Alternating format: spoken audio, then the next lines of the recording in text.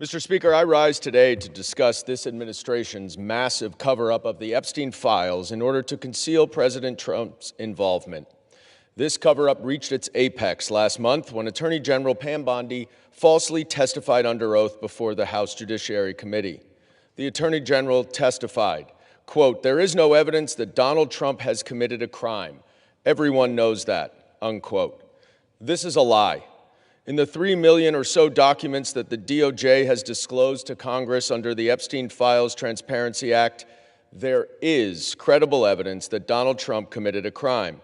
And that, of course, excludes the nearly 3 million pages that the DOJ is refusing to turn over. Donald Trump is mentioned thousands of times in the Epstein files. There are multiple allegations that he sexually assaulted young girls.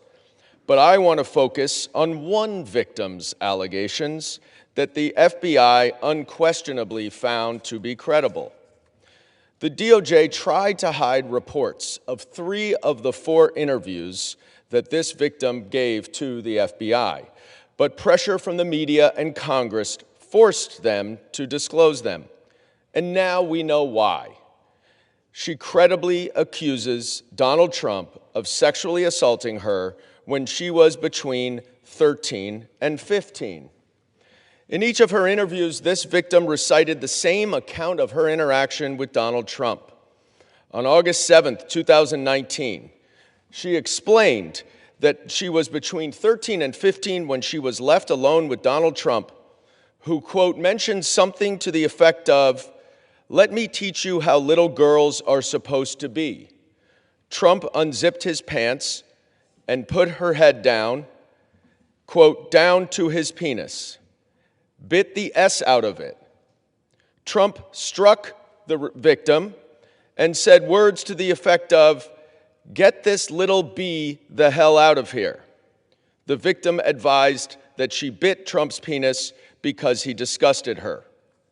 She provided some additional details in the next interview 2 weeks later, and then a month later, she met again with the FBI and asked, quote, what the point would be of providing the information at this point in her life when there was a strong possibility nothing could be done about it. She didn't speak to the FBI again. But the FBI certainly found her story credible. In a 21-page PowerPoint presentation that the FBI made to prosecutors, they included this victim's testimony. They would not have done so if they did not find the evidence credible, which means that Attorney General Bondi lied when she stated under oath that there is no evidence that Donald Trump committed a crime.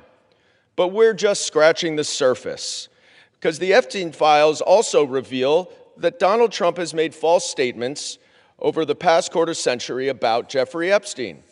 We know in 2002 he called him a terrific guy and said, quote, "It is even said that he likes beautiful women as much as I do, and many of them are on the younger side." In a birthday card, 2003, that Donald Trump gave to Jeffrey Epstein for his 50th birthday, Donald wrote for himself that "we have certain things in common, Jeffrey. Enigmas never aged. Have you noticed that? A pal is a wonderful thing. Happy birthday. And may every day be another wonderful secret." But in that same year, Palm Beach County opened an investigation into Epstein that eventually was turned over to the FBI. The investigation became public in 2006, and the Palm Beach County police chief received a call quickly after from Donald Trump, where Trump told him, "Thank goodness you're stopping him. Everyone has known he's been doing this." What innocent person calls the police chief about an investigation upon just learning about it? The recent documents also show that Jeffrey Epstein emailed Ghislaine Maxwell and said, quote, "I want you to realize that the dog that hasn't barked is Trump. Redacted victim spent hours at my house with him. He has never once been mentioned." Trump also denied that he ever went on Epstein's plane. But of course, the Southern District of New York said that he was on his plane 8 times, often with young women. The reason why this matters is because we don't have half of the Epstein files. And if the Attorney General is covering this up in such a degree that she is redacting things from Congress, that she then, redacting things from the public that she then shows to Congress, what else is she covering up?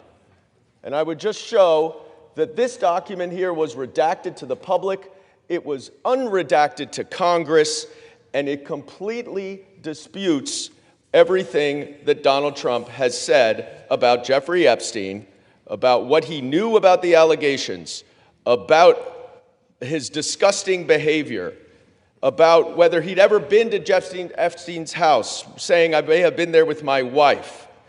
Asked if any young girls were there. No.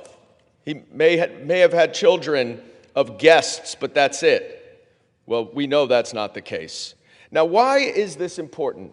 Because if the Attorney General is covering up this information that she then reveals to Congress, what else is she covering up about Donald Trump's involvement in the Epstein files? I yield back.